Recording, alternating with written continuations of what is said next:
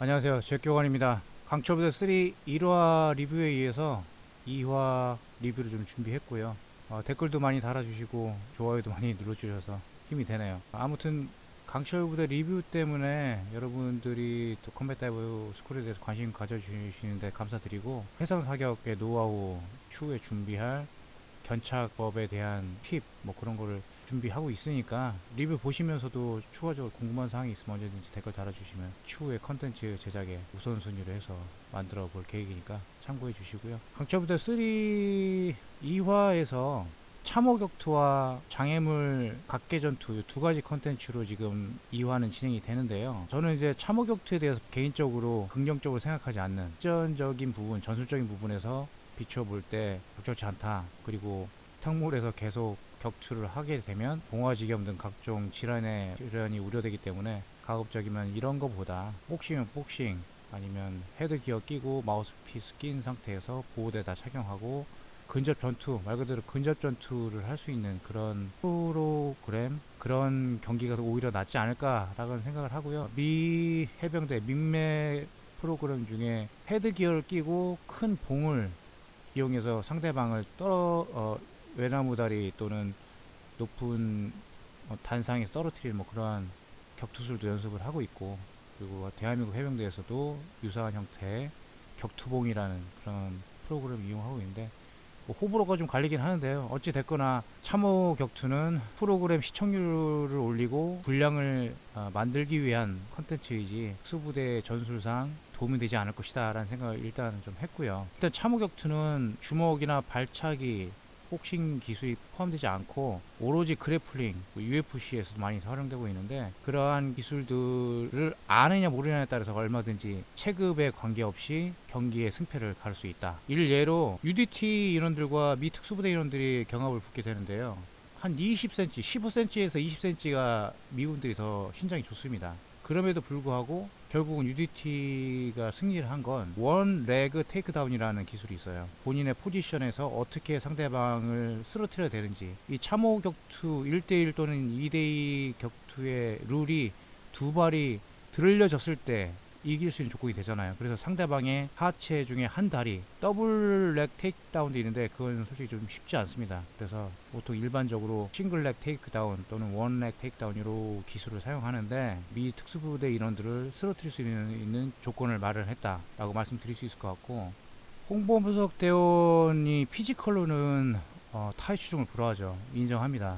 하지만 요 요원 같은 경우는 2대2 참호 격투에서 여실히 그래플링 기술이 부족하면 아무리 피지컬이 좋아도 승리할 수 없다는 반면교사 모델이 됐었죠. 참호 격투에서는 일단 참호 격투의 룰만 가지고 볼 때는 피지컬적인 부분보다 레슬링이나 UFC에서 나오는 그래플링 기술을 아느냐 모르냐에 따라서 얼마든지 신장을 극복하고 피지컬을 극복할 수 있다 라고 말씀드릴 수 있을 것 같아요. 자, 장애물 각계 전투, 일단 50m 뛰어가서 철조망을 통과하죠. 포인트는 장신과 단신이 모두 불리하거나 유리한 프로그램을 같이 넣었기 때문에 충분히 장점을 잘 발휘하면 이 게임에서는 충분히 이길 수 있다. 예를 들어서 지금 철조망 통과 같은 경우는 단신이 훨씬 유리한 플레이를 할 수 있고요. 하지만 그 수중포복, 피지컬적인 부분이 좀 탁월한 요원이 유리한 조건이 되고, 컨테이너 타이트기에서는 피지컬 뿐만 아니라 신장이 커야 타이어를 획득하고 컨테이너를 빠져나오는데 좀 더 유리한, 보통 180 이상의 인원들이 쉽게 나올 수 있고 그 이하 인원들은 조금 힘겨워하는 그런 상황이었던 게 목격이 되더라고요. 8m 높이의 구조물이 중간에 있는데, 만약 제가 마스터였다 하면 요원들을 각각 좌우측 기둥에 붙어서 올라가라고 지시를 했을 것 같고, 또한 이 기둥 옆에 안전 장치를 강구해서 요원들이 혹시 발을 미끄러지거나 손을 놓쳤을 때 추락에 대한 안전 대책을 하지 않았을까. 8m, 여러분들 5m만 해도 높은데 8m에서 떨어지면 반신불구도 될 수 있습니다. 프로그램의 흥미를 목적으로 안전을 배제한 플레이를 한다?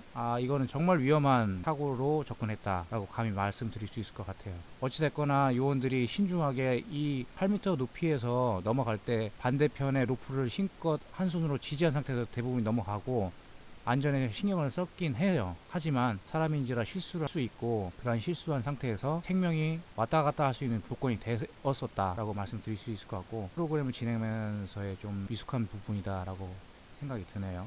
자, 장애물 각계전투에서의 수중 포복은 저도 솔직히 실전에서 실무부대에서 안 해봤던 훈련입니다. 이런 훈련은 어디서 배웠는지 또는 누구 아이디어인지 모르겠지만 참 기발하다라고 말씀드릴 수 있을 것 같고, 실무부대에서도 이러한 기회가 된다면 아니면 훈련소에서라도 충분히 추가해서 할 만한 프로그램이다라고 생각이 들더군요. 3라운드 잠깐 되돌아가기 해서 장애물 각계 전투를 보면 컨테이너 앞뒤에 3개의 나무를 댔죠. 인원들이 쉽게 통과하지 못하도록 했기 때문에 이런 부분은 신장이 크고 무게가 많이 나간 인원이 유리하다. UD 요원 중에 한 명이 타이어를 획득한 이후에 타이어를 놓은 상태에서 이 장애물을 돌파하는 그런 장면도 볼 수 있는데 나름 빛나는 아이디어였다라고 말씀드릴 수 있을 것 같아요. 외주를 빼놓을 수가 없는데 저는 개인적으로 만약에 외주를 이 5단계에 넣어야 된다면 처음에 하든가 인원들이 체력이 소진되지 않은 상태에서 했었으면 어땠을까라는 생각이 자꾸 들더군요. 이 외줄은 여러분들이 아셔야 될 게 이것도 마찬가지입니다. 8m 장애물처럼 힘이 빠진 상태에서 특히 우리나라 특전사들도 마찬가지고 외줄을 체력 단련 위주로 하다 보니까 발 기술 번외 영상에서 보면 윌이 일단 스페인식 오르기를 설명을 해줬었고 다른 요원이 제이훅이라는 명칭으로 해서 다리 걸어서 올라간다. 해상에서 선박에서도 올라가고 기타 다른 상황에서 이러한 올라갈 일이 많은데 경기와 무장을 맨 상태에서 손 힘으로만 올라가는 것은 다소 제한이 되고 장시간 올라가는데 힘이 빠질 수가 있어서 다리의 기술을 많이 활용을 한다. 그 부분은 정말 높게 봐야 되는 부분이고 우리도 좀 다리 기술을 좀 더 보강해야 된다고 생각을 합니다. 이 다리 기술은 여러분들이 피지컬 100에서도 보셔서 아시겠지만 그 왜소한 체구임에도 발 기술을 정확하게 알고 있기 때문에 다른 인원들을 다 제끼고 1등을 할 수 있는 산악 구조 대원 요원이었죠. 발 기술을 간과해서는 안 된다라고 말씀드릴 수 있을 것 같고 시즌 1, 2에 비해서 외줄 오르기의 변화된 모습은 장갑을 착용하게 해서 혹시 힘이 빠졌을 때 패스트로프처럼 내려올 수 있는 여지를 줘서 안전 대책을 강구했다라는 생각이 좀 들더군요. 어찌됐거나 외줄 오르기는 쉽지 않은 종목이기도 하고 안전상 많은 문제가 될 수 있기 때문에 8m 장애물과 함께 좀 더 신중을 기해야 되는 프로그램이다 라고 말씀드릴 수 있을 것 같고 1, 2 때 제가 아주 마니얼 로프 안 쓴다고 지적을 많이 했었었는데 이번에는 마니얼 로프로 잘 준비하셨더군요. 그런 변화된 모습도 별점 5개 드리고 싶습니다. 자, 그래서 오늘은 2대2 참호 격투 잠깐 리뷰와 장애물 각계 전투에 대해서 좀 알아봤는데요. 시즌이 업그레이드 되면 될수록 안전상 위의 요소도 보완이 되고 프로그램도 어느 정도 상향 평준화되는 그러한 느낌이 좀 들더군요. 참가자와 스태프들 너무 고생이 많으시고 팬으로서 많이 응원하겠습니다. 감사합니다.